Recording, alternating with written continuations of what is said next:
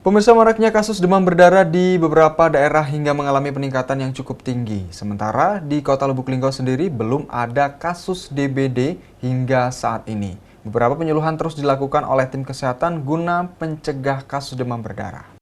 Maraknya kasus demam berdarah di beberapa daerah membuat beberapa puskesmas berusaha untuk mencegah penyakit demam berdarah.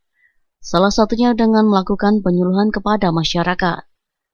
Pimpinan Puskesmas Swasti Sabah, Haja Elis Sundari menyampaikan, kami terus menggencarkan dan memberikan penyuluhan kepada masyarakat. Kegiatan puskesmas yang melibatkan kader selalu disampaikan kepada masyarakat, guna untuk meningkatkan mutu pelayanan masyarakat bisa berdampak dalam penekanan penyakit demam berdarah.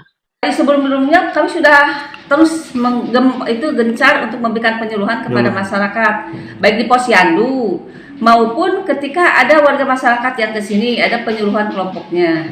Jadi ada kegiatan-kegiatan di puskesmas yang melibatkan kader selalu disampaikan. Kemudian juga ketika ibu-ibu pemeriksaan ibu hamil disampaikan juga. Jadi mudah-mudahan usaha kami sebagai puskesmas untuk meningkatkan mutu layanan masyarakat itu bisa berdampak pada masyarakat, menekan.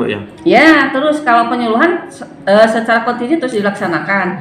Kami kan ada 6 posyandu, jadi setiap posyandu itu ada petugasnya. Terus ke sekolah-sekolah juga. Jadi ke sekolah-sekolah juga di samping penyuluhan kita juga memberikan abatiknya, biar nanti yang bak-bak penampungan yang tidak bisa dikuras bisa langsung dikasih. Selain itu, pihak puskesmas terus melaksanakan penyuluhan serta menerjunkan langsung petugas untuk membagikan atribut langsung kepada masyarakat, guna mencegah kasus demam berdarah. Tim Liputan Silam Pari TV.